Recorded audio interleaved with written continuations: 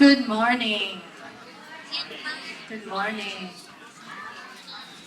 We are kind of starting on time for being late, on time for being Stockton Filipino time, which is different from any other Filipino time, special Filipino time. Good morning, everyone, and welcome to Little Manila. My name is Dawn Mabalan, and I am chair of the Little Manila Foundation. Welcome to this historic celebration of the dedication of the Little Manila Historic Site.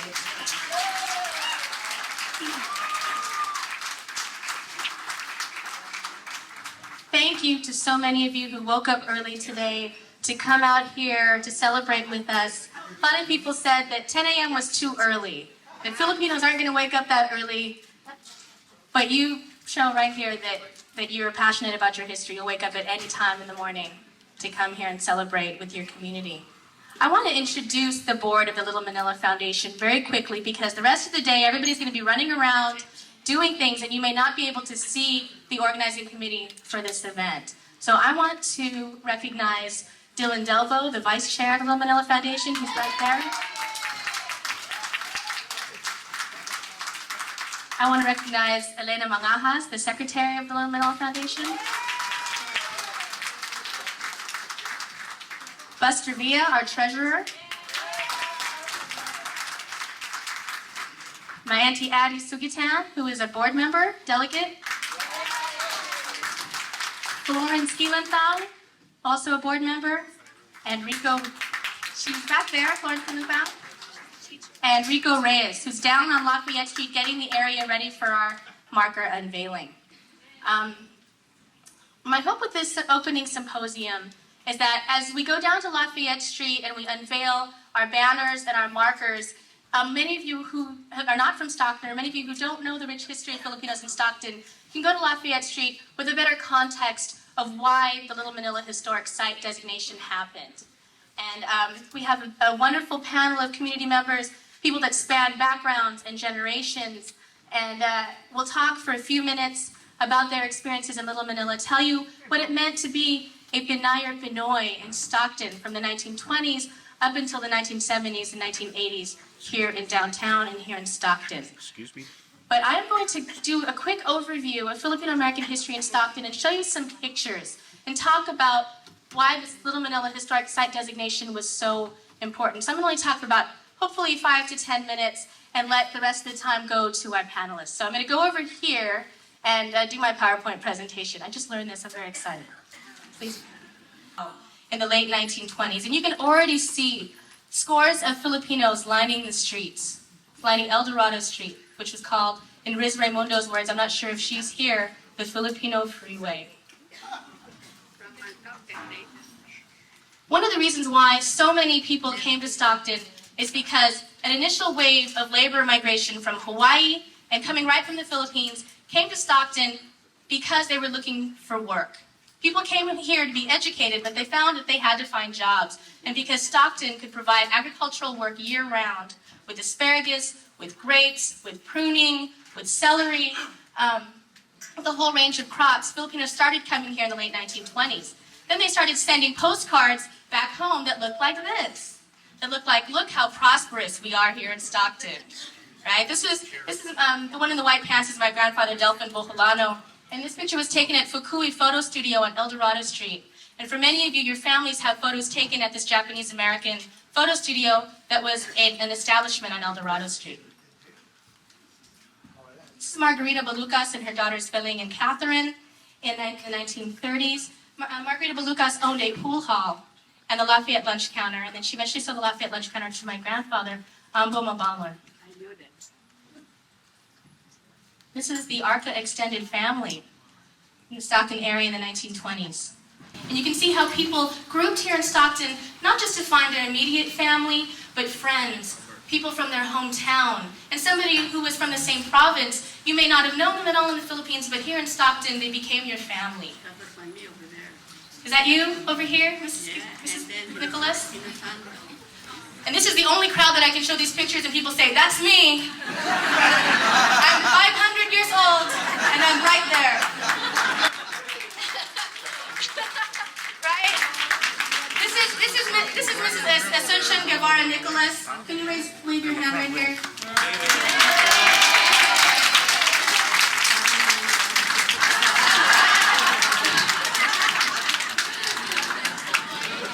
She came here in 1929, and she is the beautiful manang on the banner right there. What's the banner? Right there on the wall, and it's on Lafayette and El Dorado. Now, one of the reasons why Stockton became such a mecca for Filipinos was because of the asparagus industry. Filipinos became very, very skilled cutters in asparagus, and farmers in this area relied on Filipino labor to drive the agricultural economy, particularly in the asparagus industry. And this is an asparagus crew in the 1930s here in the Stockton area.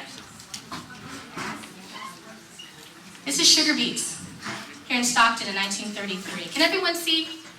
No? Okay, I don't want to block. Working the celery. A lot of these pictures came courtesy of the Filipino-American National Historical Society, the Stockton chapter, and the national chapter. So I want to thank them for preserving and disseminating our history. This is Mary Arca Inasanto, who was born in Hawaii. A lot of you may have known her. Born in Hawaii, came here to Stockton, became one of the first Filipina school teachers here in Stockton. But originally her family was one of the most important labor contractors earlier. Stoop labor. I mean, you can only imagine how backbreaking this labor was. And many of our manongs and manangs continue to do this labor into their 80s. This is my grandfather, Delphin Boholano, in the Tracy area in the 1950s. Now, when Filipinos came to downtown, this is what they saw. Positively no Filipinos allowed. How many of you here remember these signs? This was a picture taken by a photographer from Look magazine in 1946, right after the war. Now, one of the reasons why Filipinos congregated in the area at Lafayette and El Dorado Streets is because Filipinos could not live in any other area of Stockton. Main Street, which symbolically is this street right here, after urban redevelopment, it became this alley.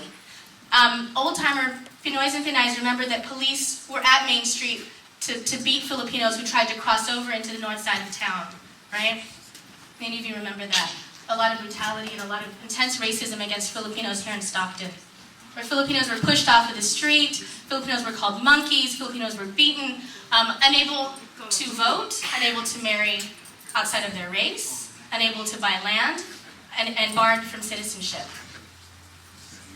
And I wanted to go back to show you where Filipinos are then pushed, at Lafayette and El Dorado Streets. And in this area, which is a 4 to 6 block area, Filipinos built the largest and most vibrant Filipino-American community outside of the Philippines from the 1920s up until the 1970s. And if you open up your programs, in the middle, there's a very abridged map of a rough sketch. This is by no means final.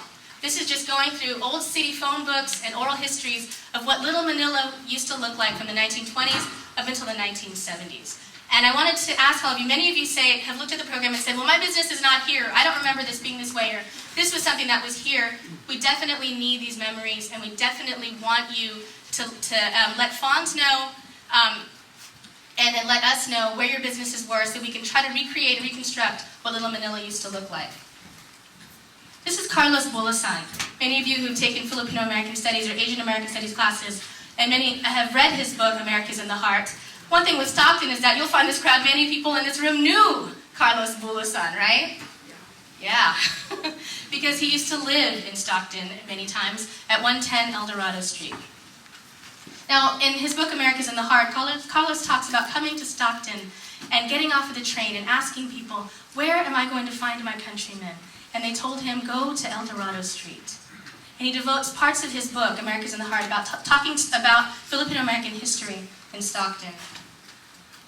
One of the earliest businesses were labor contracting businesses. This is the Filipino Employment Agency on El Dorado Street. Now, a contractor had this van, would pick up Filipino workers, kind of this early concept of day laborers, right? And then bring them out to the fields to work. This is another very important business, and this is Nicholas is the girl in the white, right there, the Los Filipinos tailoring shop on El Dorado Street. Filipinos in El Dorado Street love to dress up. Tell them I'm busy. I can't answer it right now. Filipinos were sharp dressers in Stockton. I'd like to say the sharpest Pinoys on the West Coast. And many of them bought their clothes from the Los Filipinos tailoring shop on El Dorado Street. The Lighthouse Mission, a Protestant mission serving Filipinos beginning in the late 1920s. Three churches actually have come out of Lighthouse Mission: the Assemblies of the Firstborn and Trinity Presbyterian Church. I've heard these things called Macintosh suits. Macintosh suits. Do we have any photographs of those in there? Do you happen to know what they look like? Right there. Thank you. I mean, there's zoot suits, there's different variations. And again, in this room we have people that actually wore these suits, so they're going to stand up and tell me, no, I did not wear that. I wore something better. So, this is my grandfather, Pablo Ambo Mabalan, and a friend in front of the Lafayette Lunch Counter. He ran this restaurant from 1930 to 1977. The Juanitas Market. This is... Oh, can we please turn off our cell phones? I know people are trying to call saying, how is it? Are you having fun? But tell them you'll call them back.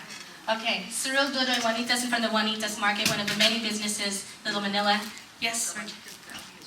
And the Juanitas family is right here. And where is Mrs. Juanitas? Right there. Proprietress of the Juanitas Market.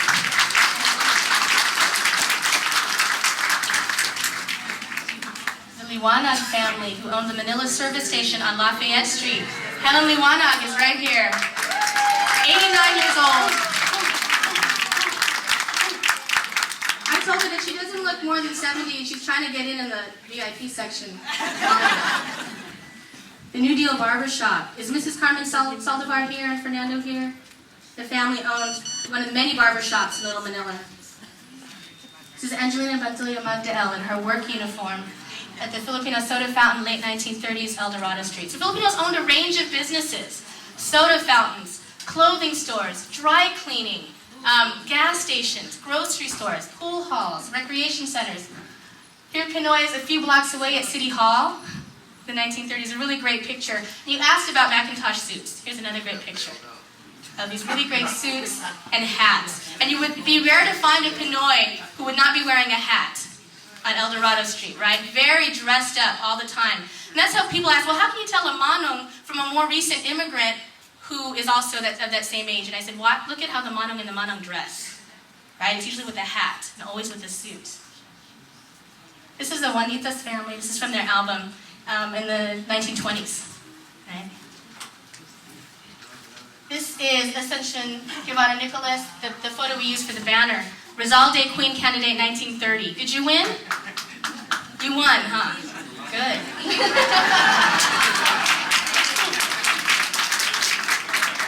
Now, 4th of July, many of you remember how El Dorado Street was packed with Pinoys and Pinays, and many Filipino organizations had floats that went down El Dorado Street for the 4th of July parade. This is one of them, the Filipino Women's Club float, 1940s. Many Pinoys were boxing.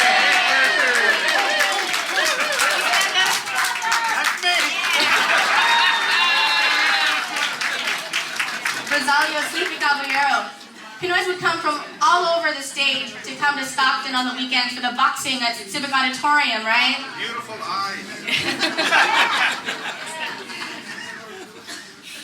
World War II. Who is this handsome man? Mr. Toribio, Terry Rosal. Is the Rosal family here? Many Filipinos during World War II, many Filipinos from Stockton joined the 1st Filipino Infantry Regiment, and then came back to Stockton, brought war brides, settled down, married, bought homes, and they started an organization called the Manuel Rojas Post and the American Legion, an all-Filipino post of the American Legion, and many of them are here. Can you wave? The veteranos are here. Back there. My dad there. Filipinos raised almost $100,000 for the World War II war bond drive. This is just Filipinos alone in Stockton. Okay, in World War II. This is the Stockton Phil, second generation Pinoys, basketball players. Is there anybody here who was in the pictures? George Ramirez? Right there, can you stand?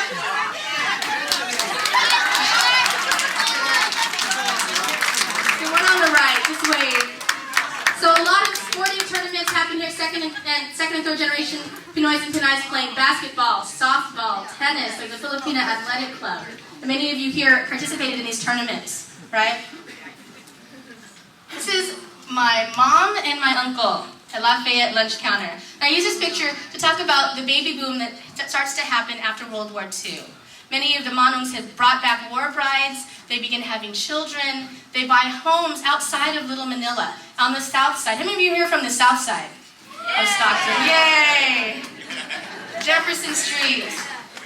And the south side, because Filipinos at that time were still barred from living in other areas of Stockton. Unthinkable for us to live in Brookside, right? Unthinkable. We couldn't even cross Main Street. How are you going to go over there? Gateway demolition, 1999. It's kind of a rough transition, but I kind of want to get us to the point of thinking about what was lost. The 1960s, the West End redevelopment project tore down 9 city blocks in downtown. Many of you here remember when that happened. Lots of Little Manila was gone, Japantown, Chinatown, and then the Crosstown Freeway, which many of you took to get here, plowed right through Little Manila, tearing down businesses, restaurants, hotels, basically our community. And then in 1999, one of the last blocks that was left of Little Manila, where Pinoys were still living at some of these residential hotels, despite most of their community being displaced, was raised for the McDonald's and the 76 station that you saw when you got here, right? Now, the plaza that we are in right now, the Filipino Plaza, is a Filipino-owned and built plaza to house the displaced Manongs and businesses of Little Manila. It is, I think, the oldest Filipino-American-owned plaza in the nation. It was built here in 1972. It's one of the reasons why we wanted to come back here and have this celebration here. So the Gateway demolition took down one more block of Little Manila. Now we only have one more block of original buildings. And most of the people and businesses are gone. Because what are you going to do when your community is gone? When all the people are displaced? Okay. Well, I was expecting one more slide, but it didn't come. So, on October 17th, we went to the City Council, and we asked for historic site designation for Little Manila, and we were able to get that unanimously. So now we have a 4-block area in downtown designated as a Little Manila historic site, and today we unveil our banners and markers and kick off a campaign to revitalize our Little Manila. So I thank you all for coming, and thank you for listening. Now I've blown my first semester Tagalog class. That's about all I know. I'm gonna sneak through. But I'm honored to be on this panel with so many illustrious people. And some ways I'm saying, what am I doing here? But I'm also a part of the history of Stockton, and I consider myself one of the young, older people. The older ones are to the right of me. But anyhow, my story is that I was not born in Stockton, California. I was not born in the state of California. I came to California from Youngstown, Ohio. So in Ohio, they didn't have all of the laws and rules and regulations that govern Filipinos, because they didn't consider them a problem there. There wasn't that many of them. So we were unique in that respect. Also, my father and his family were unique in that we were not farm laborers, or were not contracted to work in the fields. My dad actually got a scholarship from a Protestant organization that brought him to Dubuque University in Iowa, and he studied religious studies there in Dubuque. And how he ended up in Ohio, I'm not sure, but he was working in Ohio and in Youngstown. The U.S. Steel was in Youngstown, Ohio, and he worked for U.S. Steel. So he was involved in formations of steel in Youngstown, Ohio. When my mother died in an accident when I was 2 years old, he came to California because he was seeking to be involved with Filipinos in the community. So he came to Stockton. Actually, he came first of all to Watsonville, Salinas, and then moved in 1938 here to Stockton. He was involved in the formation of the Trinity Presbyterian Church. He started out in 1937 while he was still in Salinas, and came here and worked with the Lighthouse Mission, and they were forming an organization that later became the Trinity Presbyterian Church. So he was one of the founders of the Trinity Presbyterian Church. We grew up in the San Joaquin County, actually moved out of Stockton and went to Lathrop. I lived in Lathrop. I went to school in Manteca, junior college at Stockton College at the time, and later on to San Jose State University. I worked in the areas of in sociology. I worked, I worked for the San Joaquin Probation Department, and then later, after working there, I went into the Army. Stand up. I went into the Army and came back and worked for the Fed government for 32 years. I'm retired. I'm going on my 10th year of retirement. The things I remember about Stockton, what is it that stands out in my mind? Was the thousands of Pinoys that I saw on El Dorado Street, and the many businesses and places where they went.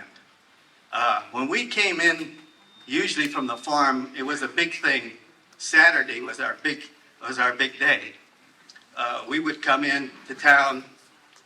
The kids would go to the movies and eat in the restaurants there. We would eat in King Cafe, Golden Gate Cafe, Ganchai's, Canton Lowe's. You know, we would go all over. Actually, the Chinese community owes us a lot of thanks, because the Filipinos kept all of the chop suey houses in business. So the Chinese community owes us a lot too. A lot of the farms that were first owned by Filipinos were actually taken over when the Japanese were sent to the concentration camps.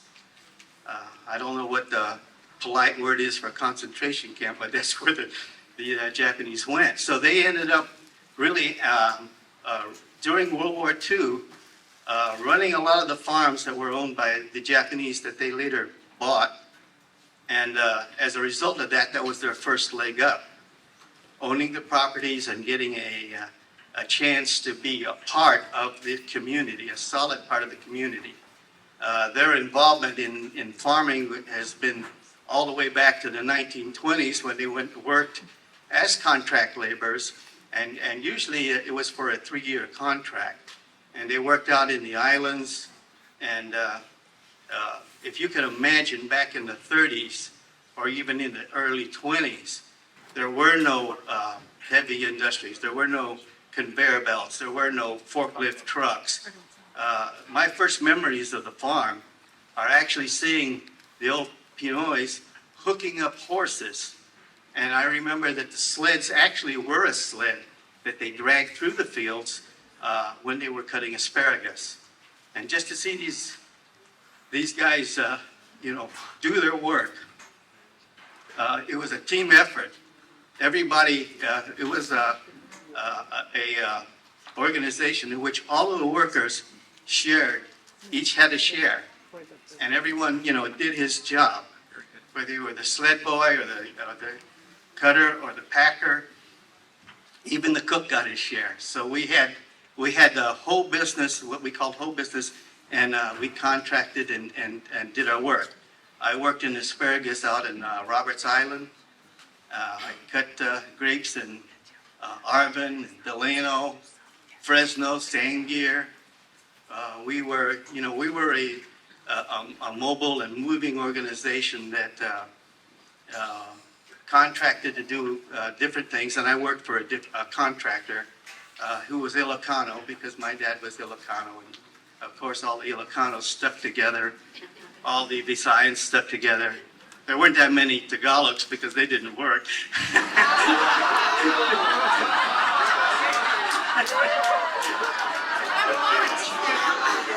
I'm just kidding. But, This is a Visayan and Ilocano town. Watch out. well, probably a Visayan town because I married a Visaya. But anyhow, we did a lot of work contracting and doing a lot of other things. And with that, I think maybe I want to run my time out, but I'd like to say thanks for coming out and thanks for being a part of this.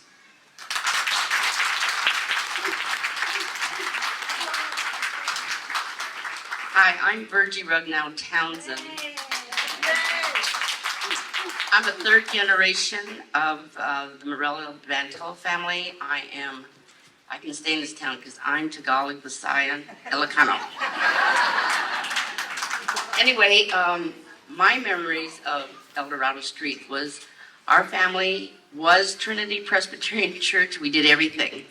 I mean, even when I could drive, when I started driving, I had to pick up kids for Sunday school. Once I got my license, my uncle said, hey, go pick up the kids. Well, of course, you're 16, how fun, you get to drive this cool car.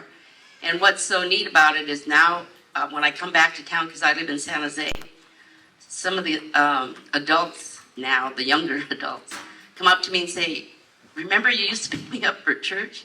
I went like, what?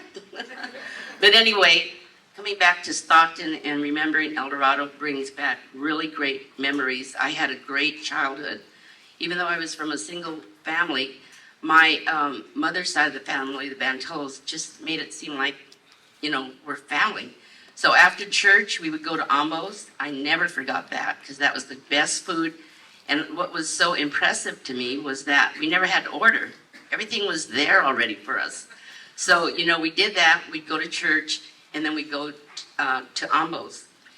And then we'd go back to church for like evening service, and we were really gung-ho about that because after service, we played basketball. And that's what made me the player I am because we played against the guys. And it was very vicious, but I survived. Reverend Legary at Trinity Presbyterian Church, he did everything. He picked us up. On Saturdays, we had like a little session. His wife would make hamburger and green beans over rice. I still make that today. I made it for my kids growing up. And he tried to teach me piano lessons, which did not work. Anyway, El Dorado Street, what it meant to me. My mother, because she was a single parent, worked at various stores. Well, had to work. So there was this store called Dentoni's, and it was next door to Lucky's. I would go at closing, and some of the people she worked with, like Connie Cano and my Connie Cano Estante, and my Aunt Letty worked at Dentoni's. And it was like family. I mean, it was like not, she had to work, but it was like fun because she worked with pretty neat people. And then we'd get to go to Lucky's and eat dinner or Ganchai or whatever. So as I grew up, then I started to work on El Dorado Street. And what I remembered is the first day that she tried it, she worked at Quiza on a soda fountain across the street where all these basketball players used to come. So I thought that was pretty cool. And I was trying to be impressive the first time I worked, and they ordered a soda, and I forgot to put the water, how you made the syrup and then the fizz water, the carbonated water, and thank you, Auntie Letty. And so, I mean, I have really great experiences. And then as I grew older, then I worked, and I don't see it on here, but there was another soda fountain, billiards, and Alan Jean, what was the name? Calderon, I think, or Cabarra or something. Anyway, they owned that, and what was neat about working there was on Friday or Saturdays, they had a jam session. And so that was a fun place also. So my recollection of El Dorado Street was a very happy childhood and a great experience. There was AFL Hall where they had the dances, and of course I didn't want to run for queen because I didn't want to have to dance with everybody for $1. So anyway, but the younger people would come after and we would have a ball. I mean, the kids nowadays do not realize, I mean, yeah, they have their little wave or whatever kind of stuff, but we had a great time growing up. And then, Don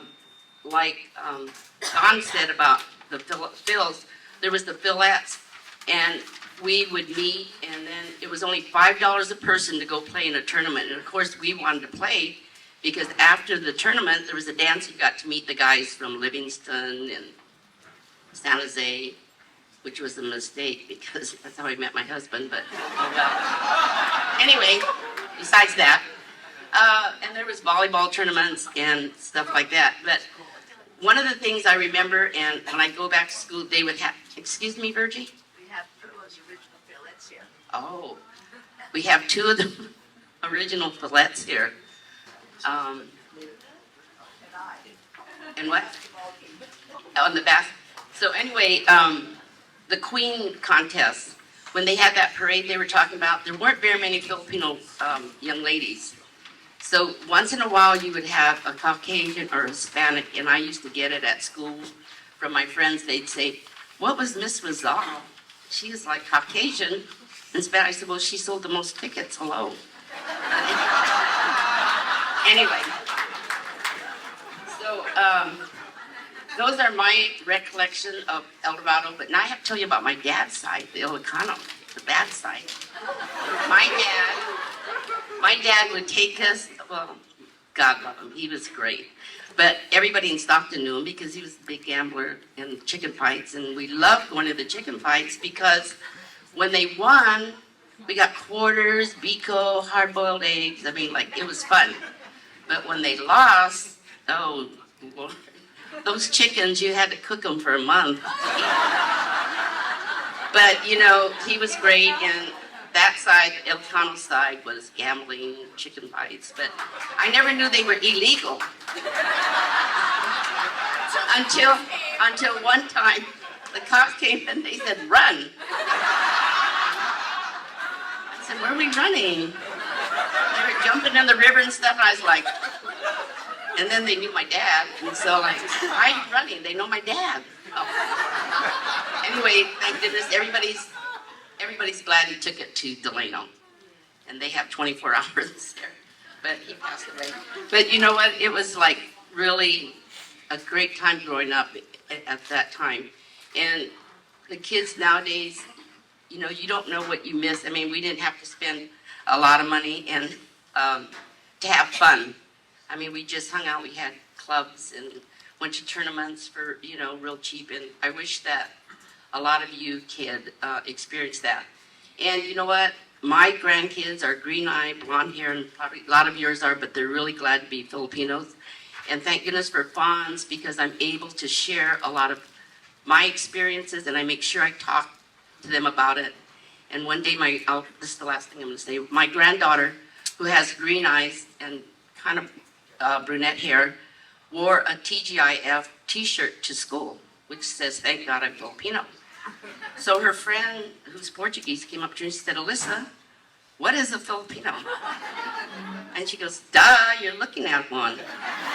Like she doesn't even look like Filipino, but she's proud that she is.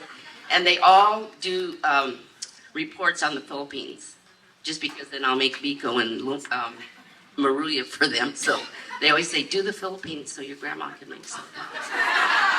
Anyway, you know what? I really enjoy coming back to Stockton. I mean, I've been here 3 weekends in a row, but this is my home, my roots. I'm glad to see my friends, and thank you all for coming.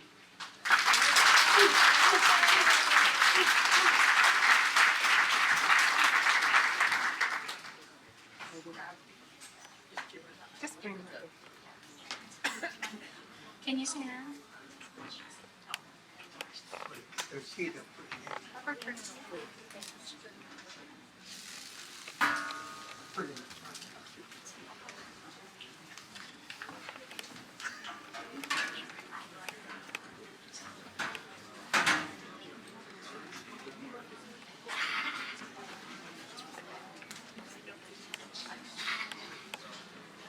I'd like to introduce Mrs. Eudosha Juanitas. She came here to Stockton in 1936. She's the owner of the Juanitas Market. Her family ran the Quezon Hotel. Many of the Juanitases are here today. Can you all wave? Big family. Ever see the movie Fat City? Some of you are older. That's the Quezon Hotel was used as one of the locations for that movie. It's now the Crosstown Freeway. Yes, you can sit down. My dear fellow citizens, it is an honor for me to be here to celebrate and commemorate our city, Little Manila historic site.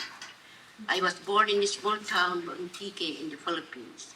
I graduated from the School of Nursing at St. Paul's Hospital, Manila, then went to the University of the Philippines to graduate as a public health nurse. 1 year later, I married Cyril Juanitas. He brought me to the United States in September of 1936. When I first arrived, my husband was a labor contractor in San Joaquin County for companies like Levi and Sidner. We provided laborers for celery planting and harvesting. I worked in the packing shed with several men as my directors and as a bookkeeper for 90 cents an hour. In this area of the Little Manila historic site, Cirilo and I established some businesses over 3 decades. One of our first businesses was with other Filipino partners.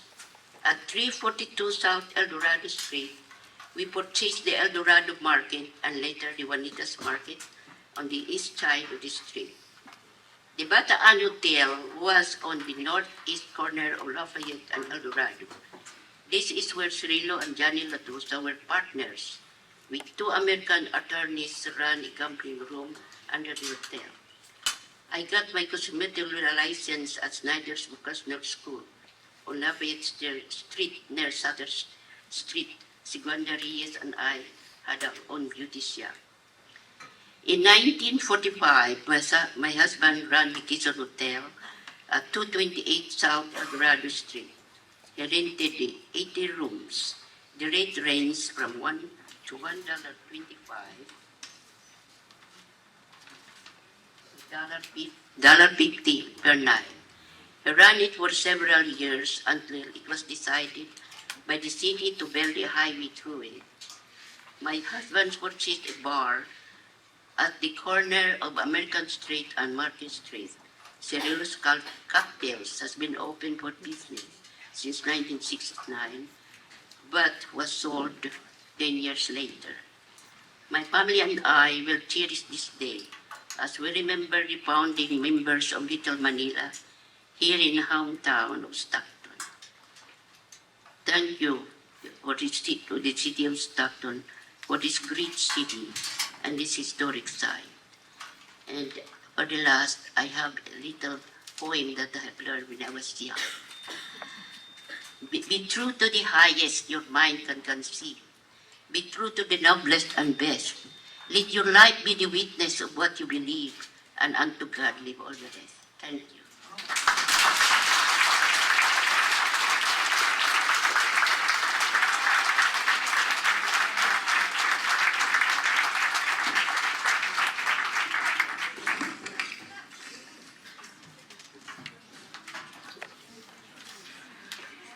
Thank you, Mrs. Juanitas. I want to get the name of the reuniting together here. To remember the days when El Dorado was truly Little Manila. This is where over 400,000 Filipinos through the years would gather, because over 6,000 Filipinos worked the asparagus fields.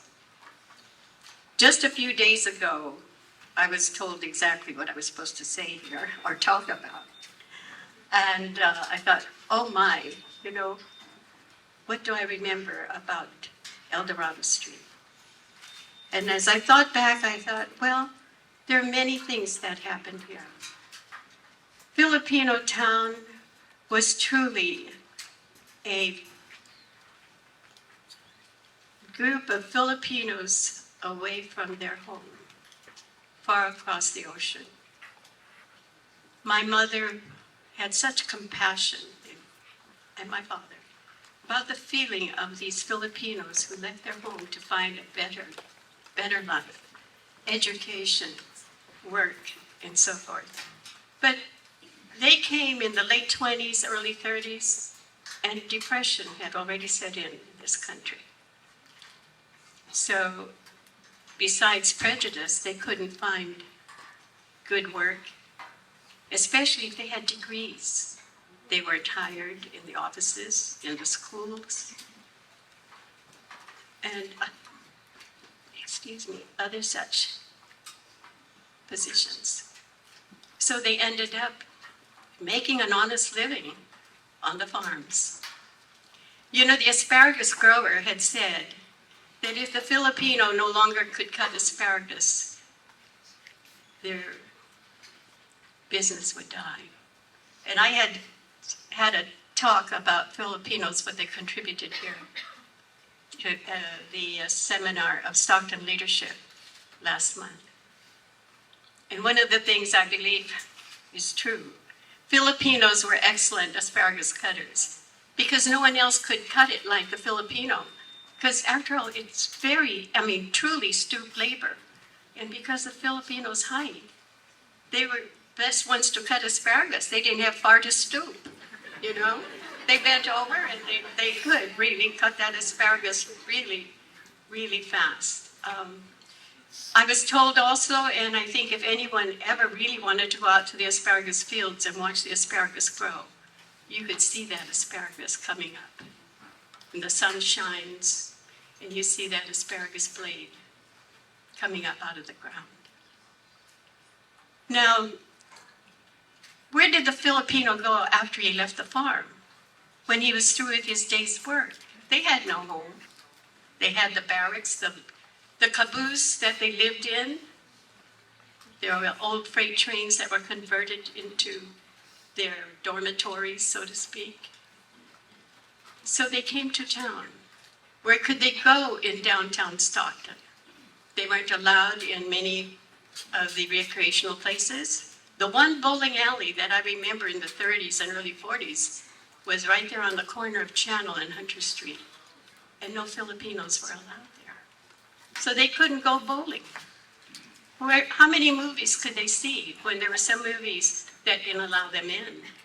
And if you did go in, like Fox California, which was one of the best movie theaters in town, as a child, I didn't know that being shown to the right or to the left was because I was Filipino. Filipinos weren't allowed to sit in the middle aisles, in the middle rows. But, you know, as I grew up, I didn't feel that.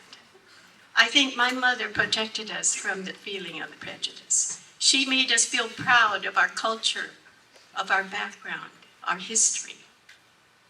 And so I feel I was shielded from the prejudice that was so imminent and prominent here in town against other Filipinos. When the Filipino came to town and lined up the streets of El Dorado between mostly Lafayette and Washington up to Market, they were 2-3 deep. Because where could they go? They didn't want to stay in the hotel room on a hot summer day. After they finished work, they wanted to be refreshed. So they would get cleaned up, go to the billiards. That was lined, there were many billiards right on El Dorado. The barber shop, the ice cream parlors, restaurants. But you couldn't stay in there all day. So they'd stand out on the street corners, on the curbs. And I'll never forget when I was working at the Shark Army Depot in Lathrop a few years, much later. A co-worker asked me, "Is there a Filipino convention in town?" I said, "Why?" "Well, I see so many Filipinos on El Dorado Street. You know, there's a whole bunch of them." And so anyway, I said, "No." I said, "They have no place to go. They have no home other than the hotel room when they come in from the farms." So there was one park across from St. Mary's Church, and they would go there and relax if they needed to be under the shade of a tree. And they would hold picnics. Some families would come and join them. But one of the things I also remember is that at 14 years of age, Don Mabalan's grandfather, who had the Lafayette lunch counter at 50 East Lafayette, came to my mother and asked, "Could one of your daughters work for me as a waitress on Saturdays and Sundays because during the 40s, the soldiers would come to town and want Filipino food, and he needed a waitress. So I was the one chosen to work there. And he was such a nice man, very generous and kind and thoughtful. So everything, when my sisters and I worked, we turned our salaries over to my mother, who was the financier of the family. But Mama let me keep my tips, so that was my own spending money. Also, Louis Dentoni had opened a 5 and dime store that Virgie mentioned, where my sister Alice worked, and she got me a job there for after school. In those days, we didn't have McDonald's or Wendy's or Taco Bell. So wherever we could get a job. So that was right on El Dorado. And when I walked down El Dorado Street, I didn't feel threatened. One thing about Filipinos, if they drank and got drunk, they were never allowed to be on the street. You never saw a drunk Filipino, very seldom, because our Filipinos took care of them. They would bring them off the street, get them sobered up or cleaned up, whatever. The lodges, Filipino lodges, Leonarios del Trabajo, the Caballeros de Dimasalang, would also look after their own brothers. And one of the things that Dimasalang did during the war was in 1944, we had a war bond drive. And right on the corner of El Dorado and Lafayette Streets, we set up a platform, a makeshift bahay na bato, so to speak. And we had a program on Saturday nights, which was aired on the radio, to sell bonds to be able to buy a fighter plane to fly over the Philippines during the war. The Caballeros de Dimasalang throughout the nation, there were many lodges. We raised enough money not just for one fighter plane, but two. And we called that the Spirit of Dimasalang 1, Spirit of Dimasalang 2, and the one that flew over the Philippines was to be flown by, I believe his name was Vincent Villamor, a pilot, who flew that plane over the Philippines.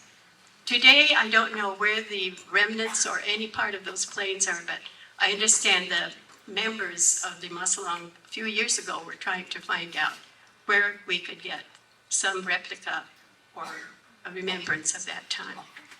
But one thing I want to say, after about 1964, 66, my family, my husband, Frank Perez, who was a journalist, he was the one who had been a member of the Filipino-American magazine here in Stockton, where Carlos Bulasan stayed. And Frank and he used to write together for this magazine and monthly newspaper. And Wallace Stegner came to ask about Filipinos that worked here, because he wrote the book One Nation, which was actually a series of stories that appeared and published in the Look magazine in the 40s. And Frank took Wallace Stegner and his photographer around. So if anybody is able to obtain a book of One Nation, you'll find even the barbershops. I believe Mr. Nicholas' barbershop may have been in there, and some of the other Filipino families. But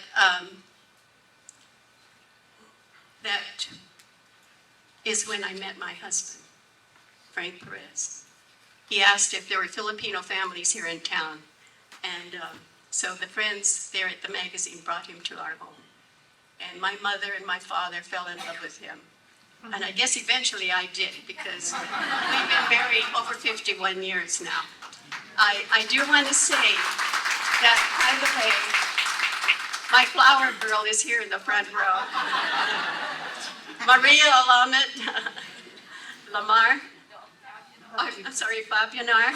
And I do want to say I was born here in Stockton, so I'm either you can call me second generation or first generation Filipino. And I was born in 19 to be forgotten. Please, I appreciate your all coming and listening to some of this. And I wanted to say that when I was away for about 24 years, I lived in San Bruno. When I heard that they put the Crosstown Freeway through right the middle of Filipino town, Chinatown, Japantown, I was saddened. Because you know, when they eliminated the businesses of these races, mostly the Filipinos became a forgotten race. We became invisible. And you know, the newcomers of today don't know that Stockton was rich with Filipino culture and love and companionship. And there was once a beautiful nation right here on Filipino Street. And I can be very proud of that time because there was a people that contributed much to the economy and the industry of this county. And I thank you very much. There's so much more to say.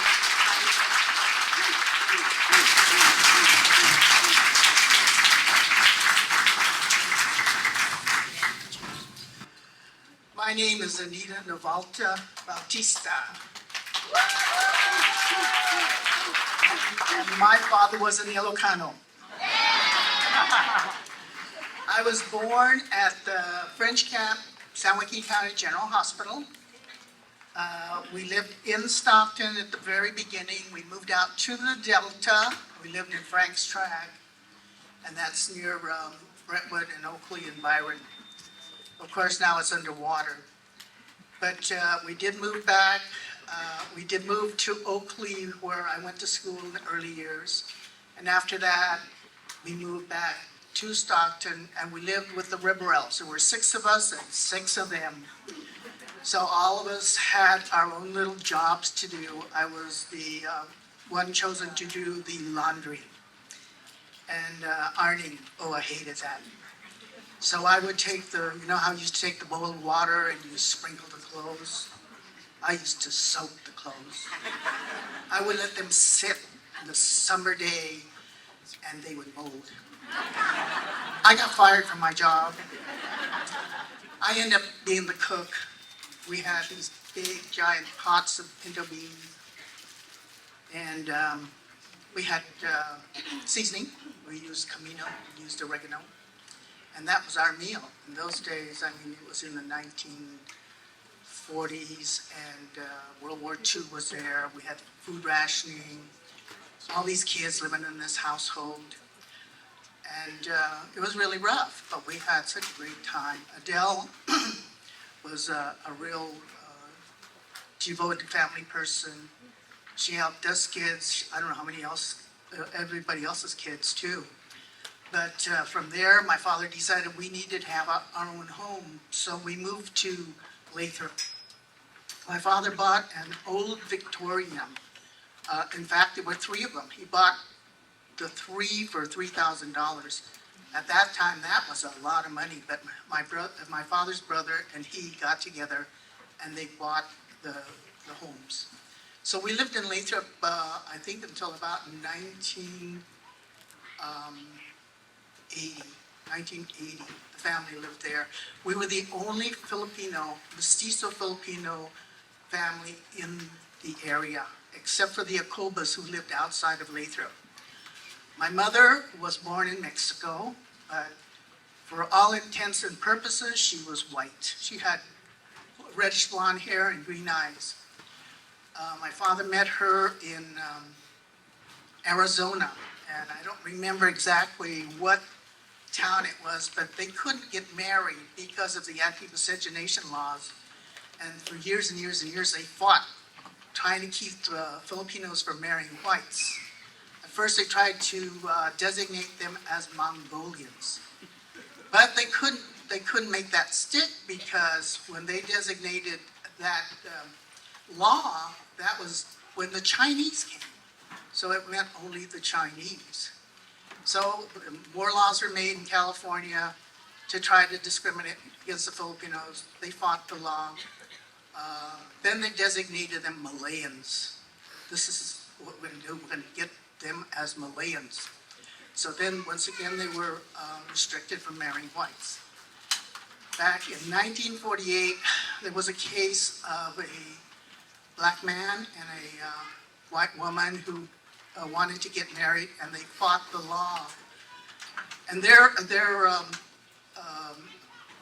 way of fighting that law was saying that it was unconstitutional. See, before that, they didn't say it was unconstitutional. So when they went to the Supreme Court of California, it was decided that they were getting married in the Catholic Church, and the Catholic Church did not prohibit them from getting married. So this decision was dropped, and it became unlawful for them to prevent Filipinos from marrying whites. When we were growing up as teenagers, well, we lived in Lathrop, so we would come to town, and the only place you could buy Filipino food would be in Little Manila. I mean, you couldn't go to Safeway and get pancit or bugong or any of that stuff. So, of course, we went to Uncle Johnny Aguinaldo's store on El Dorado, and we were not allowed to come to town by ourselves. We always had to have my father, an uncle, or townmates that would bring us, and then we got from the car into the store. There was no loitering on the streets, because that was considered very ill-mannered. You don't stand on the streets like the men. We had a lot of dances. There were community dances. We had a lot of queen contests. That was to raise money for the community, or the Dimasalan, or the Leonares del Trabajo, or Gran Oriente. That was one way that they raised funds so that their organizations could exist. Near Lathrop, we had what we called the Filipino Farm Center. These were a bunch of Filipinos who either brought back war brides and wanted to settle down. And they bought these different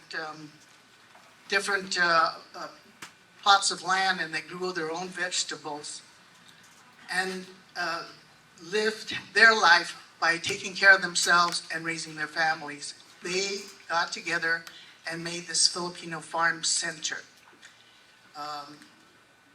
A lot of the people there, I think, are gone now, and a lot of the farms are gone too. But to get on, I think after we grew up and got married and moved on, I eventually ended up working for the United States government, and this is my 29th year. I'm still working. I have a degree in social work, went back to school later in life, and got my degree from the University of California at Berkeley. So you know, there's a way, if you try, you can always reach that goal.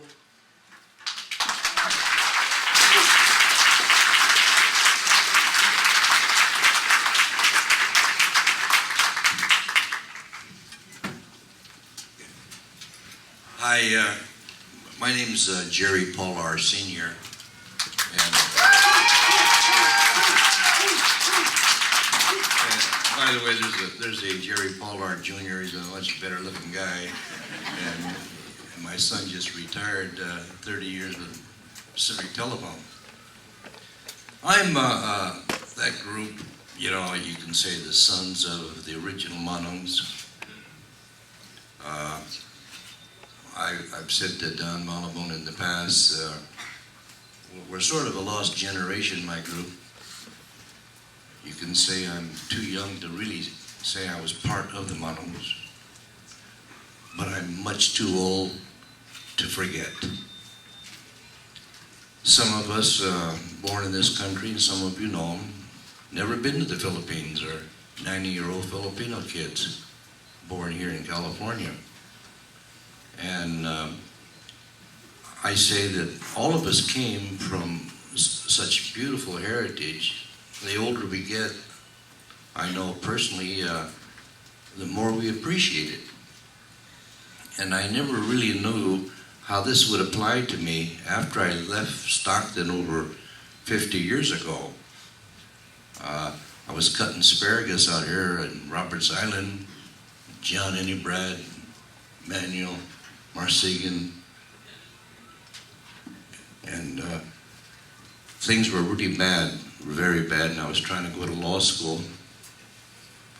I had just got my first year bar, and suddenly every creditor in town was after me, and so I blew down.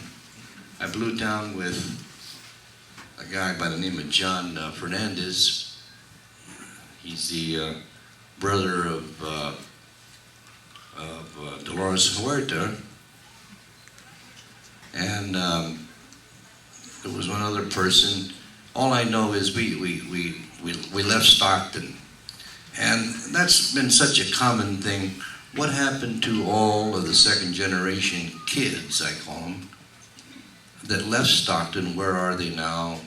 What did they do in life, and where did they go?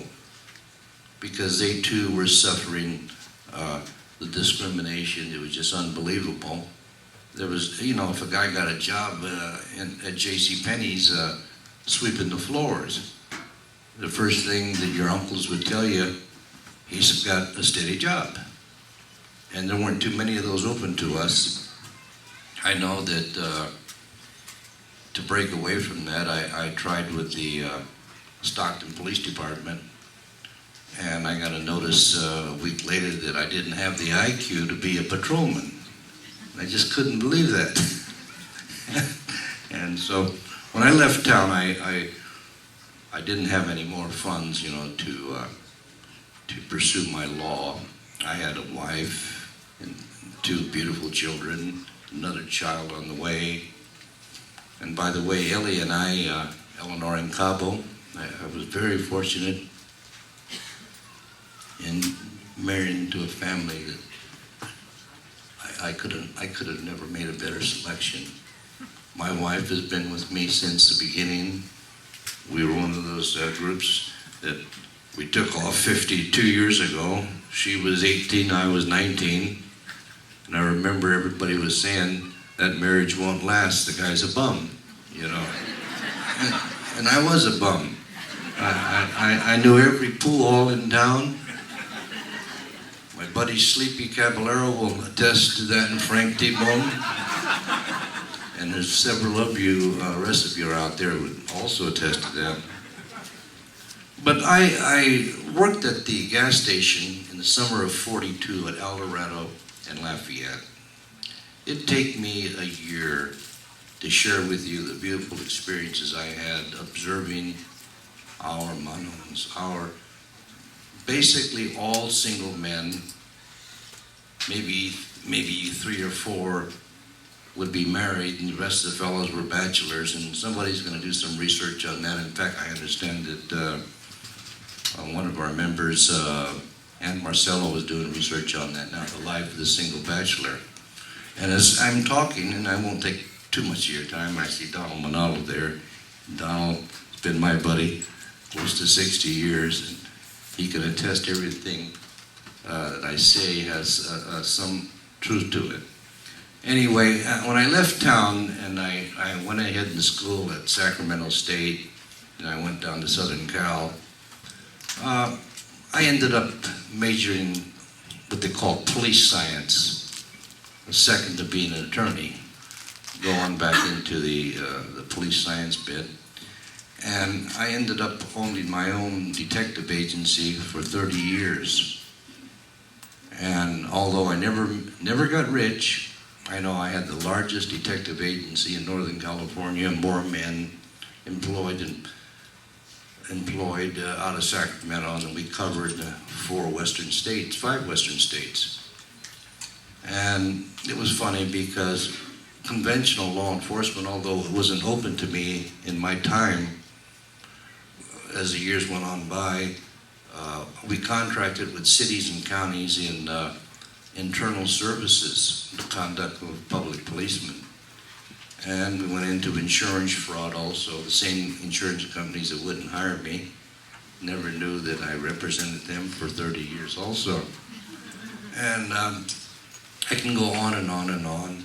And I have to say this, but my dad, who was from Cavite, and he was right, Tagalos don't work.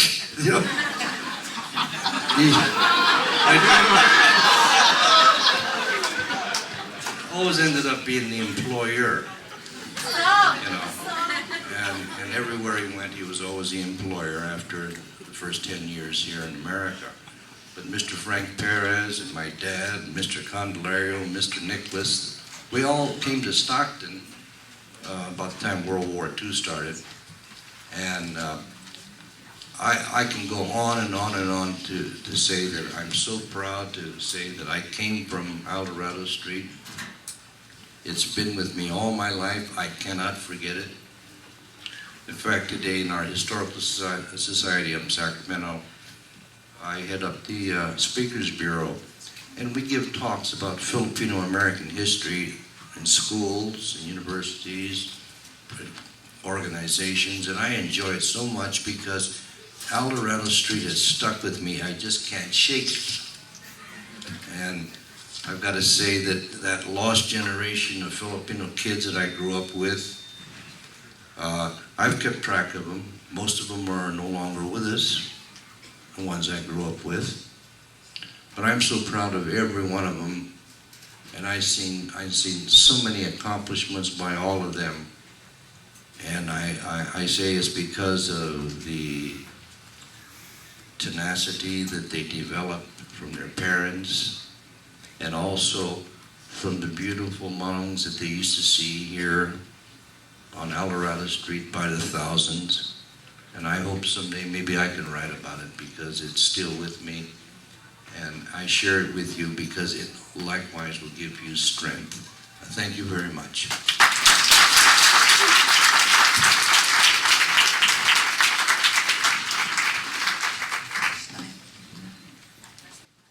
Boys, just giving me 5 minutes. Thank you. Thank you, Don. 5 minutes. At first, I was hesitant to take this position here as one of the panel speakers because she's the chairman and I'm here in front of you speaking. I don't really feel good about it, but here I am. And she forgot one of the councilman that raised his hand when this proposal was approved, Councilman Giovannitti.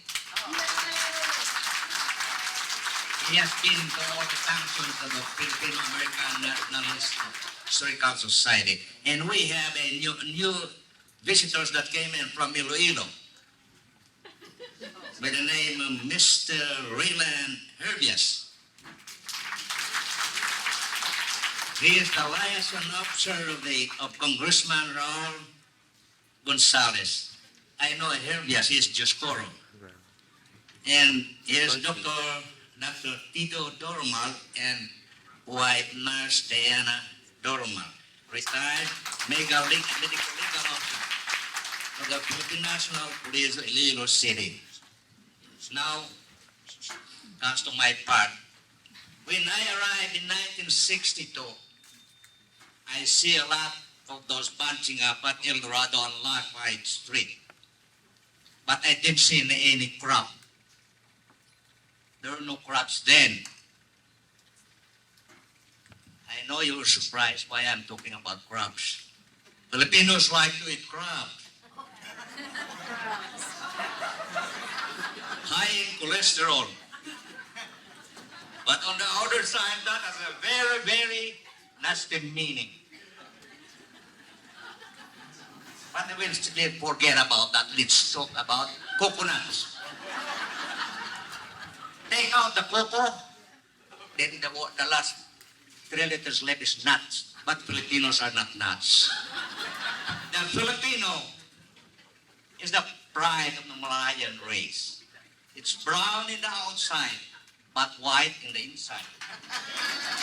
They all love America. I got that from Mr. Palmares. And he came from New York in 1969. Mr. Palmares, where are you from? I'm from New York.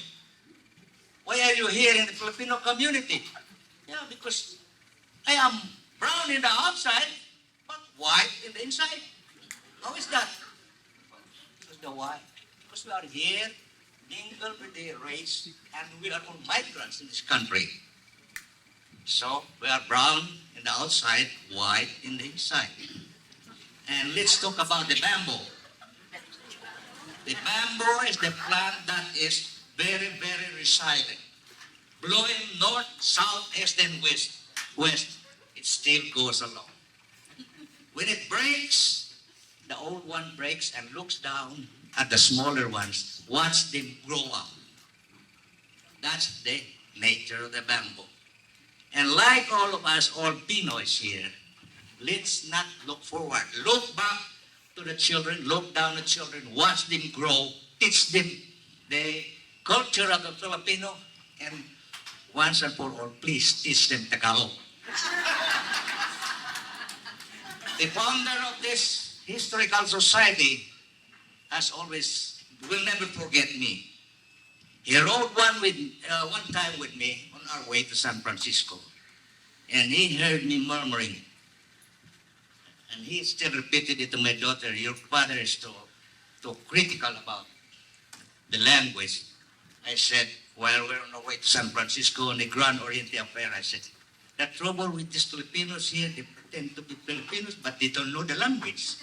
And he kept it, and he reminded Don 20 years after that your father told me I don't know how to speak the language. I think for all of you that are here today, please teach your children the language. That is their only medium where they will identify themselves as real Filipinos.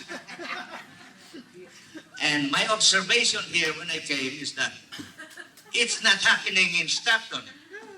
It's happening somewhere else. That there are so many organizations. And I asked them, why are there so many? Oh, we use a different kind of math. What kind of that? Multiplication by division.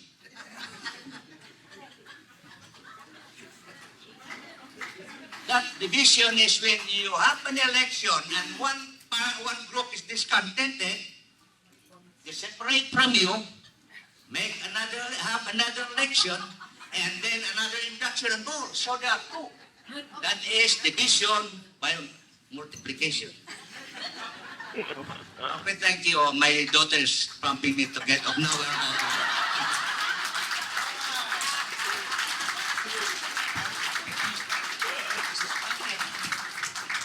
Thank you to my father for the comedy portion of the symposium. Okay, I'd like to introduce Dr. James Sobredo from Sacramento State University and James Fabianar.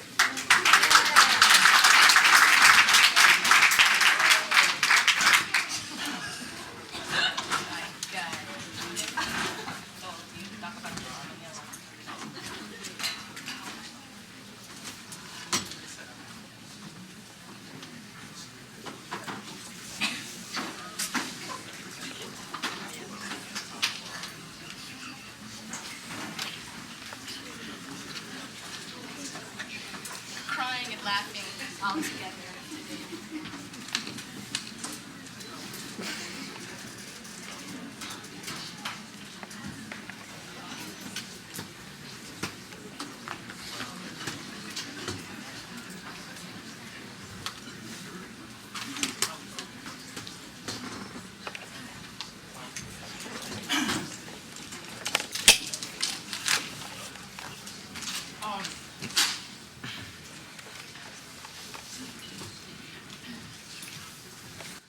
Mayong aga sa inyo, tanan. So, mailonggo lang ko kay Mansing ginsiling ni Uncle Ernie nga, hindi kami kabalo mag-ambal, pero ako, natawa ko sa Iloilo, so nadumduman ko pa mag-ambal sa Ilonggo. Marunong din magsalitang Tagalog, pero kung minsan nahirapan ako kasi, walang mga tao mag-practice ng Tagalog. So it's my pleasure to be here this morning, and we have a 5-minute time limit, so I'll do my best to present this in 5 minutes. Don asked me to present on something that I'm doing that's contemporary, so this is what I plan to do. And my colleague James Fabianar and I worked together on a very, very important project that incorporates ethnic studies and Asian American studies and the histories of Filipinos in Stockton. So let me just very briefly introduce my colleague James Fabianar. James Fabianar and I have been working together since spring 2002. He is a teacher. Just a minute.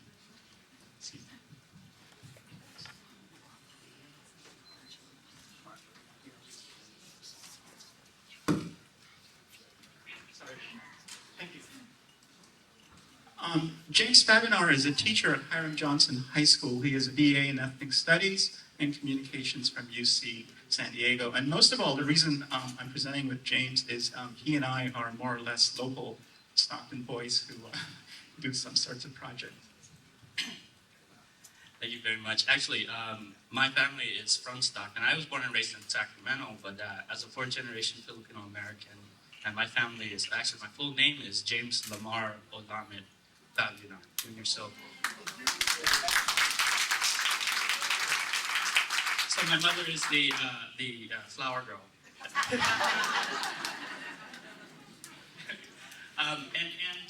What we're really here to show is that the spirit of Stockton and the community that I was raised to have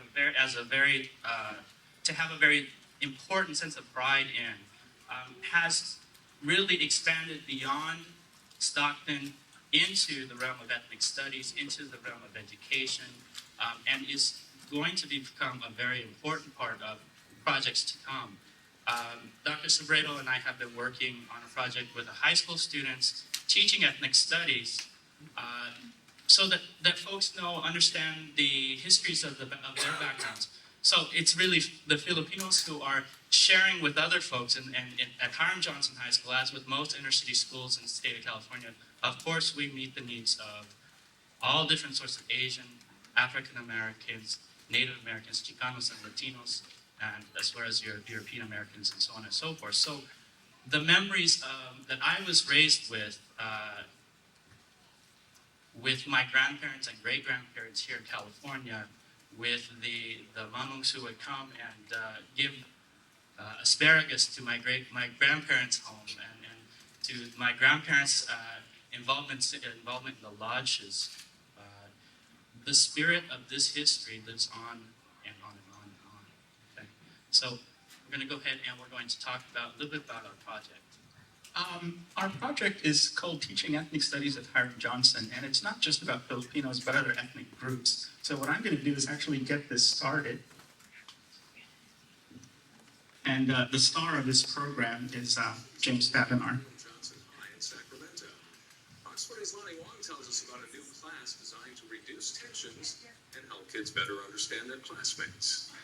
And so if you went to the black part of town, it was like being in a third world country. Ethnic studies classes are generally college-level courses, but for the first time, freshmen from Johnson High School can learn about cultures other than their own.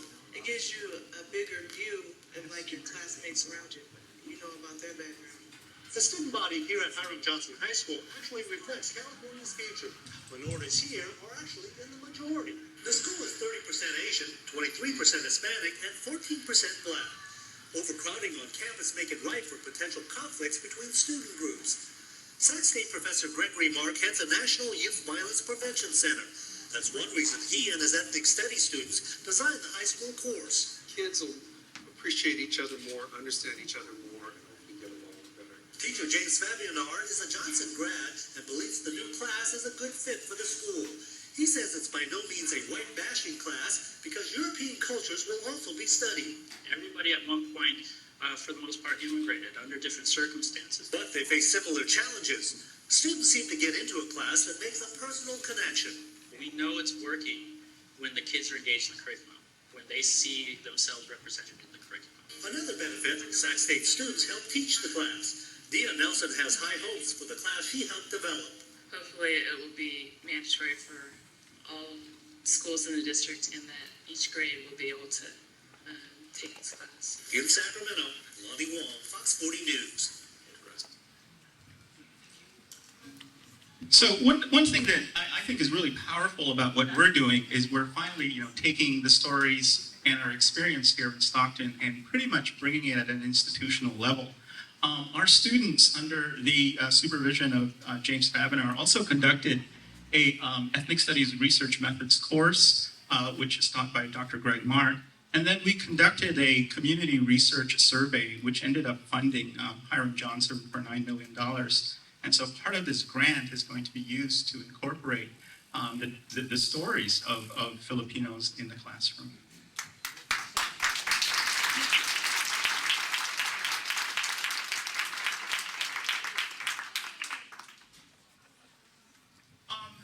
Why is this important? It's important because of the changing demographics in California. In 1990, Asians comprised about 8.8% of the population, and people of European American descent were still the majority.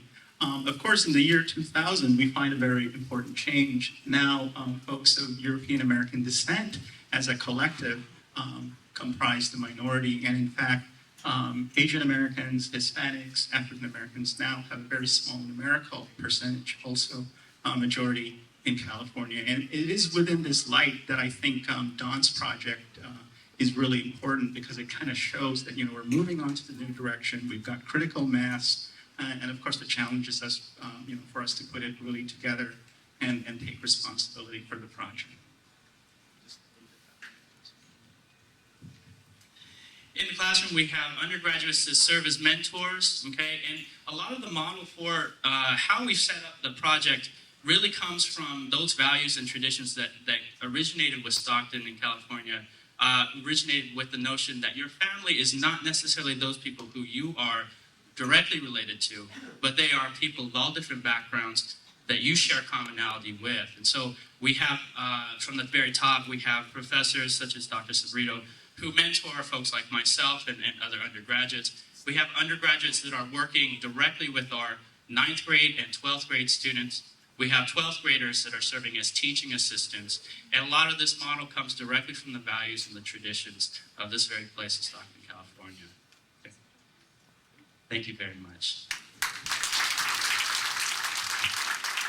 We want to wrap this up with one just final plug, and this is for a very important documentary that was completed this year. It's called An Untold Triumph, and I just want to make a pitch that it's showing on Sunday, 4 p.m., November 17th at the Ballroom in Sacramento State. How many of you have seen clips of the documentary? Okay. Let me just, at the risk of going over my limit, it's like about 1 minute, and let me play that clip for you, and hope that everyone will be invited and you show up at this place. Actually, I decided to call it an end. So please, do show up when you have time. Thank you, Mildred. All right, can we give everyone on the panel a big hand? I'm sorry that we kind of got rushed at the end. There's just one question. I recently came across a glossary of terms from the taxi dance hall culture in LA in the 1930s. A woman or a dancer who dated a Filipino was called a nigger lover, and a black person was called a cousin. Filipinos called black people cousins. I wanted to know if any of you could comment back then on the relationship between Pinoys and African Americans. Okay, the question's about relationships between Pinoys and African Americans. Real quickly. I'd like to respond by saying back in the 30s and even in the 20s, there were Filipino black families. Their children grew up with my generation, and especially around Los Angeles, around Temple Street. And I remember one of the families, there was a Sarmiento family, and up around Sacramento here, Stockton actually, in Oakdale, we had the Johnson family, real history setters. And it's true from Seattle to Los Angeles to San Diego. They're part of our history, and we're encouraging a lot of the mestizo black kids in Sacramento to learn their heritage. Frank T-Bone and I have given talks in Oak Park, and it's much more prevalent than meets the eye. It goes way back. I think some of you had some interest in the suits that Madams wore. Here's a man who used to go out to the camps and measure them for those suits. So if you have any questions, give it to him. He'll tell you what the style was like, how they cut it, and all that stuff. That's a suit. I'm sorry, we can't do a longer Q&A period. We've got to start moving on towards Lafayette Street. But I want to encourage you all, if you have further questions, to please approach any of our panelists and talk to them about their projects, talk about their lives and their memories of Little Manila. Now, I just have a few announcements. Yes.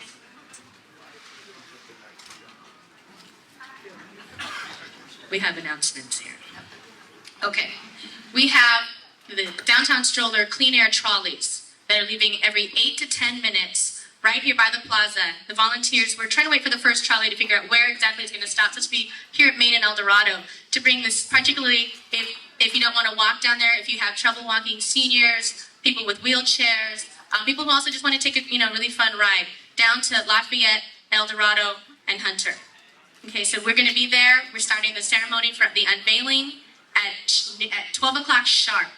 Okay, sharp. What street? What street? On Lafayette Street between El Dorado and Hunter, walk south on El Dorado. My God, everybody wants to be an MC right now. Okay. Thank you to the symposium panelists. Thanks to all of you. We'll see you in a few minutes on Lafayette Street.